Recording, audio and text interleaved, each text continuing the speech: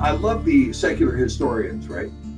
Now, the Jews down in Judah, a bunch of lazy Cretans that needed to be pushed into Babylon. But the Phoenicians, on the other hand, were, sailing around the world and bringing the phonetics to, hooked on phonics and everything else. These Phoenicians, they were just the cat's meow. Well, I hate to break the news to everybody, but the Phoenicians were the northern tribes of Israel. I mean, that's who the Phoenicians were. And they would later become the Scythians. Now, they were identified as the Scythians, but I want to go into that for just a second. But let's talk about the Phoenicians first. Because, you had this tribe of Dan, or Dan, the tribe of Dan, and the tribe of Dan split up. You had Dan, which was on the coastline there at Yaffo, which is right by Tel Aviv. And then you had Dan that said, well, we don't want to live on this little tiny bit of land, even though there's a couple of million people living there now. We need more land than that. So they moved up to the Golan Heights, to the city of Dan, the city of Dan. So you had what I'm going to call northern Dan, and then you had western Dan. Western Dan was on the coast. Well, Dan, they were sailors, seamen. They sailed all over the world. They sailed all over the world on behalf of Solomon. They took the tribes out to mine up the St. Lawrence waterway, and they had over 5,000 copper mines open in the Great Lakes. They were the ones who were sailing up, up into Alabama and up the Mississippi River. They sailed in the Amazon where they were mining iron. They sailed around the world, this tribe of Dan. And the tribe of Dan marked out certain places like the island of Sardinia, right? Sardinia, the Prince of Dan. They marked out that island. They also came around to the northern part of Ireland called Donegal. They were the tribe of MacDonald in Scotland. They formed Danmark in Denmark. They populated the whole coast of Norway. This is all the western tribe of Dan. The northern tribe of Dan leapt out of Bashan over the Hittite Empire into the Black Sea, and they named all four rivers coming into the Black Sea after the tribe of Dan. The Don River, the Don Nestor, the Don Neper, and the Danube. And if you go up all of those rivers, you'll find the tribe of Dan. Now, the people who were manning the ports at that time were the tribe of Asher. The tribe of Asher, they manned both Tyre and Sidon in Lebanon, and probably Byblos. And so you had the major ports were manned by Asher. Now, Asher is very interesting because Asher controls the main seaports in the Mediterranean. So I believe it was the tribe of Asher that formed the city of Venice. I think they were in Athens for a while. They were in Istanbul or Constantinople for a while. Then they formed Venice, and they ran the Venetian Empire for 1,000 years.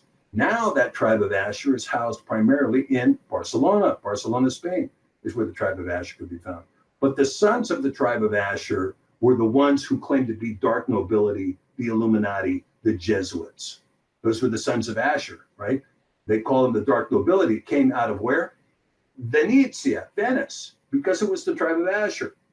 But these tribes brought Paleo-Hebrew.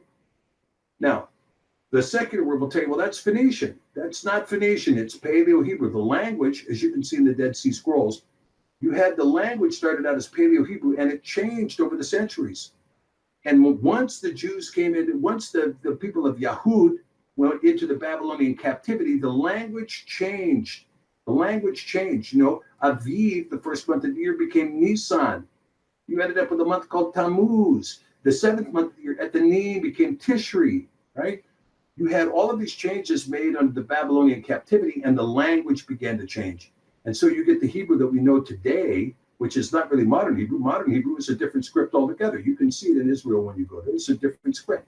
They're changing the Hebrew again because of the European influence. But the Babylonian influence changed the Hebrew. But that what you're calling Phoenician was, in fact, Paleo-Hebrew. Now, the Scythians, Saakitians, you have to remember that Ephraim was said, you will always carry the name of Yitzhak, Saakitians.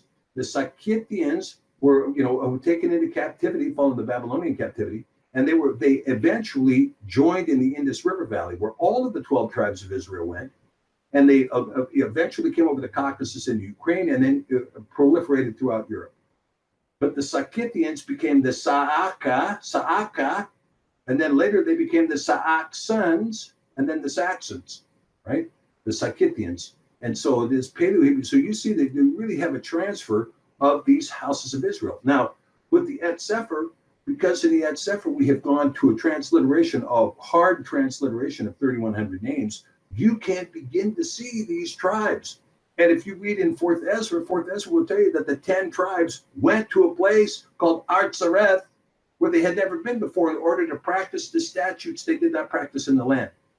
There's a ton of evidence as to the tribe of Manasseh being in Mongolia and being in the United States. That is to say, the Athabascan, the Tlingit, the Navajo, the Arapaho, the Apache, the tribe of Issachar being up in Alabama and Tennessee, the Shakari, called the Cherokee, and all of those tribes that are associated with that, the Hopi Indians, the Mayans, all of these tribes had their sources in what you would call the Phoenicians, actually the tribes of Yasharel.